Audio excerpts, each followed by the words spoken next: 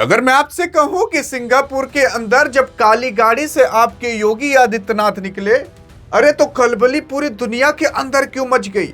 ऐसा क्या हो गया और ऐसा क्या करने चले गए हैं आपके योगी आदित्यनाथ अभी सिंगापुर। असल में 2017 के बाद आपके योगी आदित्यनाथ का यह पहला विदेशी दौरा है, लेकिन इसी के साथ साथ वो एक विदेशी दौरा नहीं बल्कि दो विदेशी दौरे करेंगे।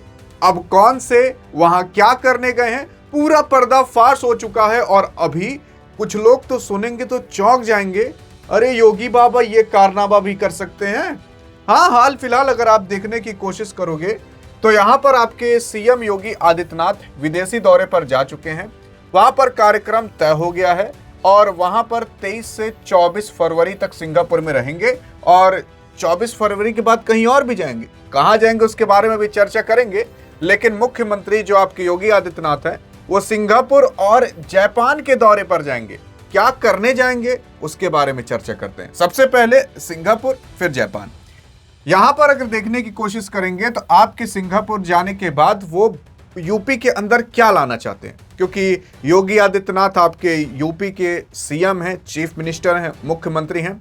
तो वो उत्तर प्रदेश को बढ़ाने के लिए ऐसा वो सोच लिए हैं कि एक उत्तर प्रदेश पूरे कई देश के बराबर होगा, जैसे पूरे पाकिस्तान के बराबर होगा या पूरे नेपाल की जीडीपी से ज्यादा होगा। ऐसा आपके योगी आदित्यनाथ बनाना चाहते हैं पूरे यूपी को। अब आप सोच रहे होंगे कि योगी आदित्यनाथ तो जातिवाद करते हैं। देखो, कोई भी पॉलिटिशियन होता है वो मतलब जमीनी लेवल पर लोगों से जुड़े होने के नाते वो ऐसा करता है, जातिवाद से खेलता है, लोगों की भावनाओं से खेलता है। लेकिन अगर इंटरनेशनल लेवल की बात करें तो सभी ये नेता सोचते हैं कि मैं अच्छा काम करूं। यहां पर स्पिरिचुअल टूरिज्म हब बनाना चाहते हैं, जैसे वाराणसी, बनारस और अयोध्या हो गया। बहुत सारी ऐसे तीर्थ स्थल हैं जहां पर कई सारे विदेशी घूमने आते हैं।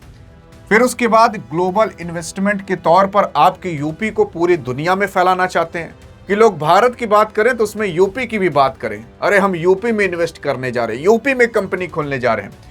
मैन्युफैक्चरिंग हब बनाना चाहते हैं आपके योगी आदित्यनाथ, और इसी वजह से गए हैं। आप कहोगे कि झूठे क्या दे रहे हो, अरे झूठे नहीं, भी मैं आपको प्रूफ भी दिखाता हूं।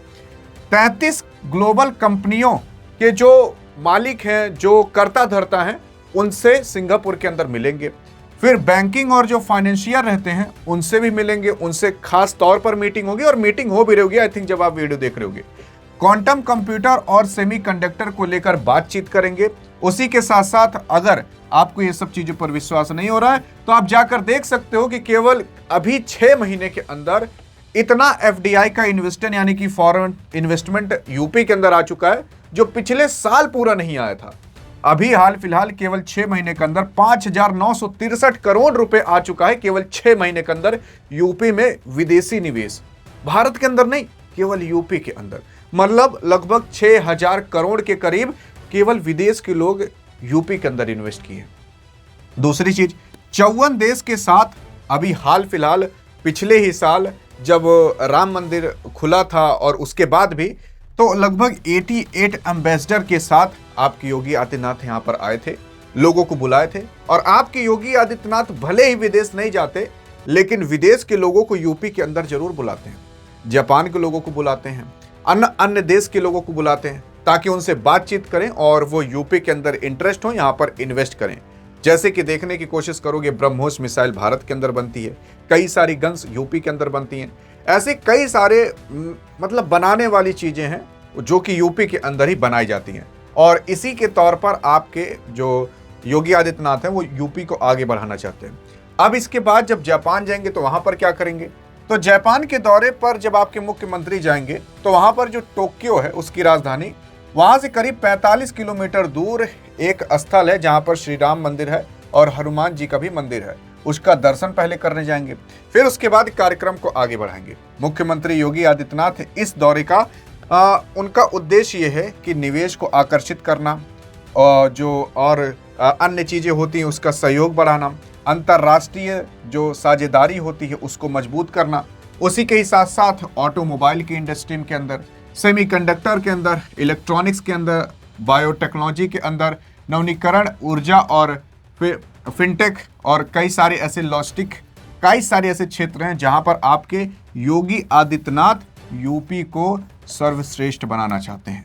और इसी वजह से मोदी के जैसे आपके योगी भी अब निकलने लगे हैं, विदेश में जाते हैं, लजाते हो जाते नहीं हैं। भगवा कलर का ही जो अपना इनका खुद का ड्रेस है वही पहन के चले जाते हैं, और विदेश के अंदर जो भारतीय हैं और जो विदेशी हैं वो खुद इंडियन ड्रेस में रहते हैं और गाना बजाते हैं कि योगी आ रहे हैं, और बाकी अन्य चीज के कार्यक्रम करते हैं कि भगवा कलर का रंग, और हनुमान जी के गाने, राम जी के गाने, और बाकी अन्य कार्यक्रम भी होते हैं जब अब योगी जाते हैं। अब योगी का इतना आगे जाना, विदेश तक जाना, नाम को बनाना, एक चीज और भी दर्शाता है जिसके बारे में कोई नहीं बात कर रहा। इनके मन में ये भी है कि आगे चलकर ताकि मैं ही पीएम बनूं, मैं अपनी छवि ऐसी दुनिया के अंदर बना ही लूं, क्योंकि अभी देश को जाना जाता है पीएम के लिए, मतलब पीएम जाता है तो देश को जाना जाता है, लेकिन अब योगी ऐसा बनना चाहते हैं कि पीएम से पहले इनको भी जाना जाए। हाँ, मतलब पीएम का नाम लिया जाए तो ऐसा भी कहा जाए, अरे भारत के अंदर योगी भी है, जानते हो क्या उसे? क्योंकि आगे चलकर अब इनका पूरा का पूरा मूड बन चुका है कि यही पीएम बने। लेकिन मोदी ऐसा चाहते नहीं है, क्योंकि योगी के अंदर ये आप देखोगे जातिवाद थोड़ा ज्यादा है, और अगर ये देश के लेवल पर आ गया तो बहुत ज्यादा हो जाएगा। और दूसरी चीज, यहां पर योगी आदित्यनाथ कई जगह कह भी दिए थे, अरे अगर मुझे पीएम बना दो तो देखो मैं कल को ही उखाड़ को फेंक दूंगा ये सारी चीजें। तो इनके मन में पीएम बनने की लालच है, और इसी वजह से भी ये देश दुनिया के लेवल पर जाना चाहते हैं और अपने स्टेट लेवल पर काफी अच्छा काम करना चाहते हैं ताकि ये पीएम के काबिल हो सके, जैसे मोदी ने किया था जब वो सीएम गुजरात के हुआ करते थे। बाकी आपको क्या लगता है कि योगी आदित्यनाथ पीएम के लायक हैं कि नहीं? एक भारतवासी होने के नाते देखते हैं आप क्या जवाब देते हो। अधिक जानकारी चाहिए तो इस वीडियो में मिलते हैं, तब तक के लिए जय हिंद, जय भारत।